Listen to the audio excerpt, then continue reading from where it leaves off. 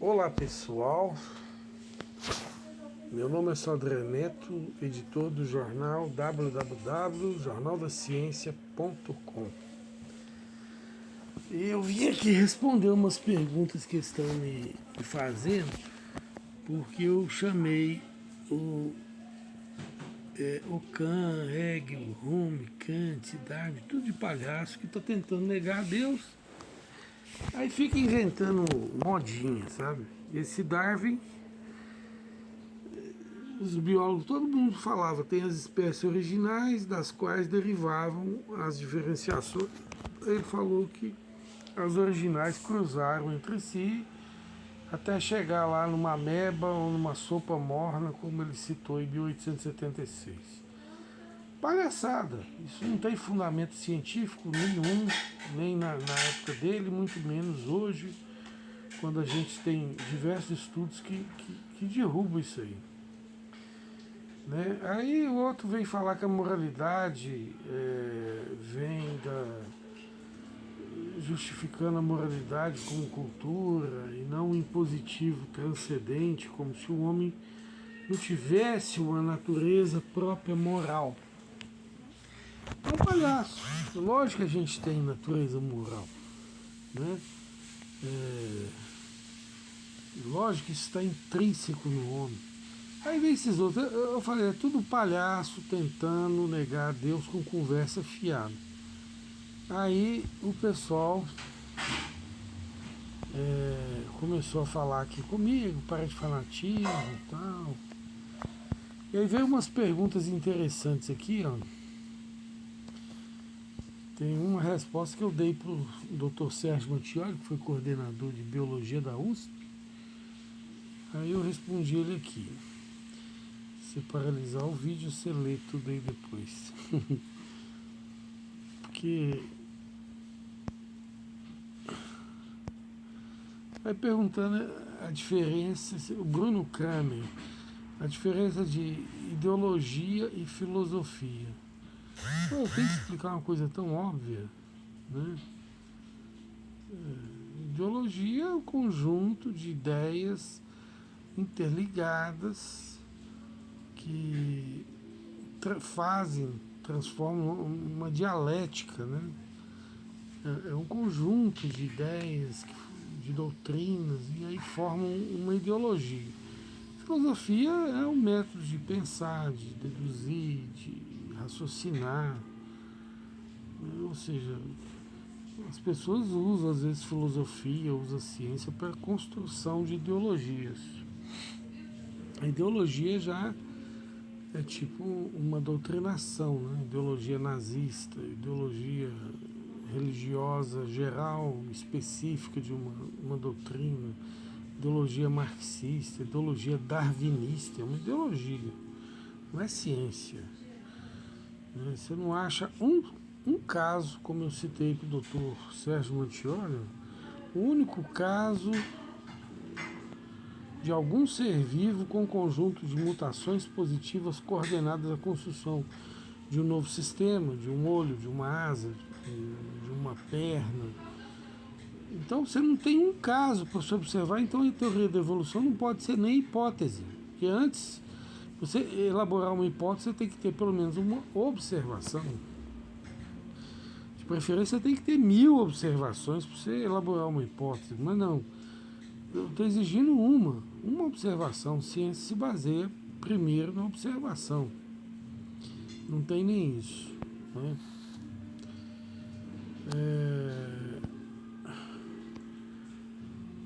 Aí qual que é a bibliografia, sua fonte bibliográfica?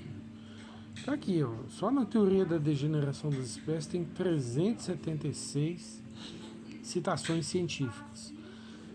Qual autor pseudocientífico você copiou e colou no seu texto?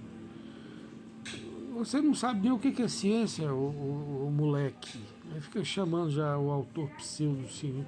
Você não sabe de nada, é um moleque que está aí comentando na internet, enchendo o saco. Aí vem cá. Imagina, ele utiliza Stephen Jay Gould, um dos maiores evolucionistas do século XX, usando o princípio do saltacionismo para negar a evolução biológica. Coitado. Se você está falando isso é porque você não entende que o pontualismo derrubou toda aquela palhaçada de fósseis transicionais que vocês darwinistas defendiam. Ao pregar o saltacionismo, ele admitiu que não havia transicionalidade, conforme previa o modelo criacionista.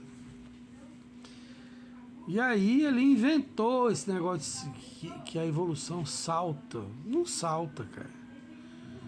Vai conversar com o geneticista, com qualquer um que entende de reprodução animal, não salta. Não tem como saltar. Você tem que ser de pouquinho em pouquinho. Mesmo assim, os limites impedem você. Mesmo no pouquinho em pouquinho tem limite. Você quer que salta. Saltacionismo é uma grande bobagem que o Gould arrumou para tentar justificar a falta de transicionais fósseis. Só isso. Nada mais que isso. Se posicione claramente. Parece que é filho de militar, ou então é militar. Identifique esse elemento, aí, se posicione claramente. Você é um criacionista, adepto do design inteligente, creio. Lógico, sou criacionista do design inteligente e da teoria da degeneração das espécies. As bactérias são as mesmas ossinhos fósseis. Você tem fóssil de bactéria datado em 1 bilhão de anos. Quando comparado às bactérias de hoje, é a mesma bactéria. A bactéria nunca largou de ser bactéria. Sério, seríssimo. Só você estudar que você vai ver que é sério. Por que cepas de bactérias resistem aos antibióticos? E daí que ela resiste? Resiste porque simplifica. Às vezes a bactéria perde epítopos, perde glicoproteínas receptoras, e fica mais simples, né, na sua forma de alimentação, justamente para poder não pegar o antibiótico. Ela se simplifica.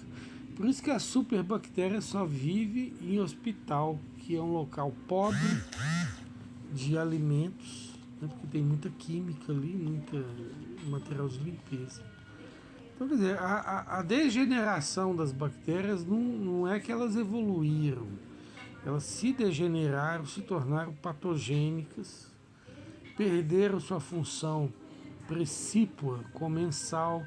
Você deve ter estudado microbiota, como que é importante você ter muita cepa de bactérias no seu intestino para metabolizar todos os alimentos, todos os nutrientes, para fabricar vitaminas. Né? Quem sofre apendicectomia tem mais doenças do que quem não sofreu apendicectomia, porque o apêndice é um reservatório de bactérias e fungos e vírus. Né? Você tem em torno de 24 espécies de vírus no seu intestino, e controlando a população de bactérias, senão sua barriga estufaria.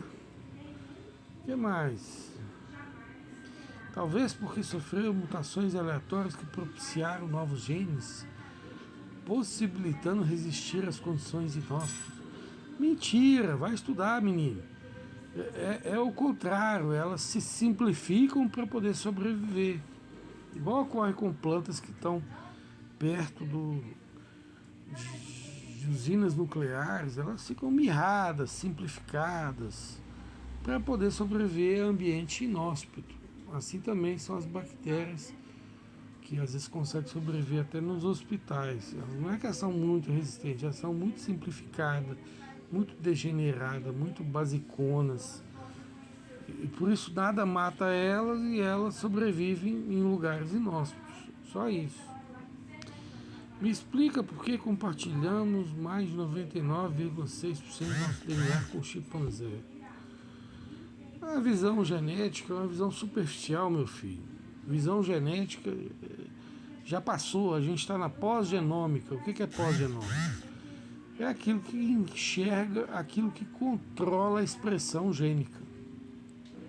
Tá certo? Quando você vai olhar os controladores da expressão gênica, não tem nada a ver o homem com o chimpanzé. Por quê? Porque o que controla a expressão gênica no chimpanzé é 80, age 80% diferente, 80% diferente do que age no homem. Por quê? Porque 80% das proteínas do chimpanzé são diferentes das do homem. Então, os que controlam a expressão gênica atuam de forma 80% diferente. Então, por isso que quando você vai cruzar chimpanzé com homem, ou homem com qualquer símio, não dá nem início de embrião. Enquanto que entre os símios você consegue fazer cruzamentos. Mas do homem com o símio você não consegue. Tá certo? Você consegue fazer cruzamentos cachorro e lobo, né? Vai dar resultado. Consegue fazer cruzamento de vários gatos, né? Vários felinos, dá algum resultado. Mas do homem com qualquer símio não dá nenhum resultado. Por quê? Porque o homem é uma espécie única, separada. Agora, você vai ficar olhando só a parte genética, você está olhando a superfície da expressão e do comportamento celular. Você tem que olhar toda a maquinaria celular, os aspectos epigenéticos, os microRNA controlador da expressão gênica, tá certo? Aí você vai começar a enxergar o funcionamento de uma célula para você saber se tem semelhança ou não. Quando você vai ver o funcionamento das células humanas com a do macaco, dá 80% diferentes. Tá certo? Tem publicação aí, está citado inclusive na teoria da degeneração das espécies. Olha lá, 80% diferença entre proteínas do chimpanzé, proteína é produto gênico. Né? Qual a sua formação acadêmica? Tem meu látis aí e tal. E é isso. Aí eu já estou fazendo o vídeo aqui já para responder, tá bom? Um abraço.